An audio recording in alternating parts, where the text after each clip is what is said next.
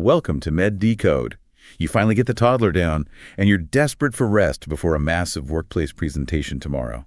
But a loud truck rumbles by outside and spikes your stress levels, man. I feel you.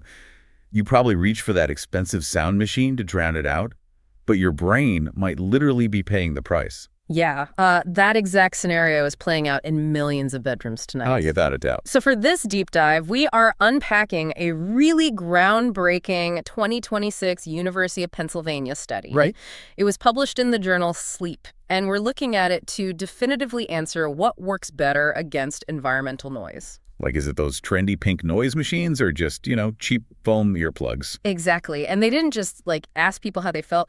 They analyzed data on 25 adults across a 7-night polysomnographic sleep lab study. Okay, wait, polysomnographic. That means they've got all the wires and sensors hooked up in a lab, right? Yep, fully wired up. It is the absolute gold standard for tracking exactly what your brain is doing. Got it. So before we talk about fixing the noise, we really need to establish exactly how that passing truck is sabotaging your brain's architecture in the first place. Well, so the study tested traffic and airplane noises, and they played them at maximum sound pressure levels of 45, 55, and 65 decibels. I mean, 65 decibels is pretty loud for a bedroom. It is. It's like a loud delivery truck right outside the window. And the data definitively shows that this intermittent environmental noise is just an absolute buzzkill for N3 deep sleep. N3. Okay, so that's the heavy-duty physical repair stage of sleep. Right, exactly. The noise heavily reduces your N3 sleep, and the brain basically trades it in for lighter, much less restorative N2 sleep. So wait, is the brain basically just trapped on... On high alert? Yeah, pretty much. Wow. Environmental noise causes these autonomic arousals right in the cortex. Mm-hmm. Think of it like a computer constantly interrupting a critical system update. Oh, man, I hate that. Right. You get these annoying pop-up notifications over and over, and it just makes it completely impossible to finish the deep clean.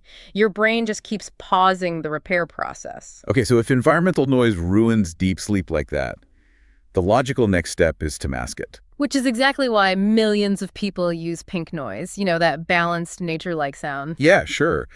But here is where the data reveals a massive plot twist. A huge plot twist. Exposure to pink noise at 50 decibels alone caused a drastic drop in REM sleep duration. Alone, like without the truck noise at all. Yes.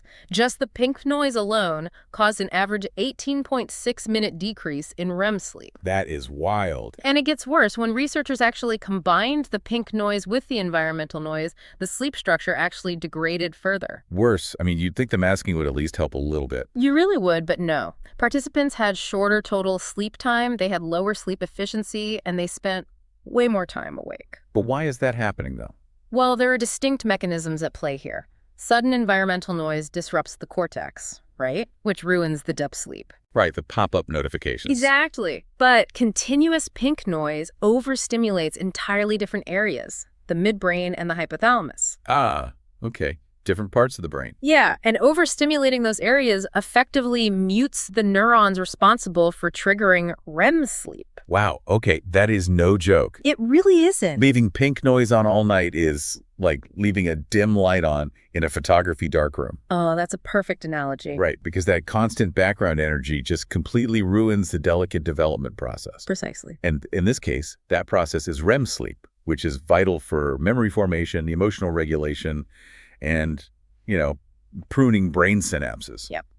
So if high-tech acoustic masking actually damages our sleep architecture like this, what is the alternative to protect our brains from loud neighbors? Has to be physical blocking, right? Exactly. The simple, cheap foam earplug emerged as the absolute MVP of the study. The MVP.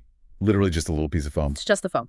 Earplugs mitigated a staggering 72% of environmental noise interference. That is massive. And they successfully recovered 16.9 minutes of the N3 deep sleep that the noise tried to steal. Wow, almost 17 minutes of the deep stuff back. Yeah.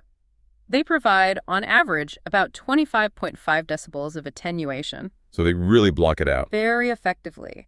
They successfully blocked nearly all traffic noise up to 55 decibels. They really only start to fail at the highest 65 decibel levels. Okay, but I have to jump in here, though. Yeah. Literally, aren't earplugs super uncomfortable to wear all night? That's a very common concern. Like, I feel like the physical discomfort would wake me up just as much as a passing truck. Well, the survey data actually refutes that. Really? Yeah. Over 85% of study participants rated the foam earplugs as comfortable, tolerable, and resulting in quote-unquote better sleep. Seriously. Over 85%. Yeah, it basically proves the physical discomfort is mostly a myth when you compare it to the actual sleep data. Okay, so losing a little REM sleep might mean a groggy workday for an adult, Right. but applying this pink noise data to children reveals a much more urgent warning. It really does, because REM sleep is absolutely critical for neurodevelopment and cortical maturation. Especially early on in life, right? Yes. Full-term newborns spend about 50% of their sleep in REM. 50%. Man, that is a total game changer for parenting. Oh, absolutely. Because modern nurseries are just constantly blasting white and pink noise to keep babies asleep. Right, and here's the danger. While the noise might consolidate the baby's sleep, as in stopping them from waking up. Which parents obviously want. Of course. But the continuous broadband noise might be secretly depriving them of the exact REM sleep necessary to wire their developing brains. Oh my gosh. We're keeping them asleep, but potentially stopping their brains from wiring properly. That is wild. It's a massive thing to consider. Okay, so we need to wrap this deep dive up with a quick, actionable takeaway. Let's do it. So here is your 80% professional knowledge in a tiny micro-action. Block, don't mask. Block, don't mask. Perfect.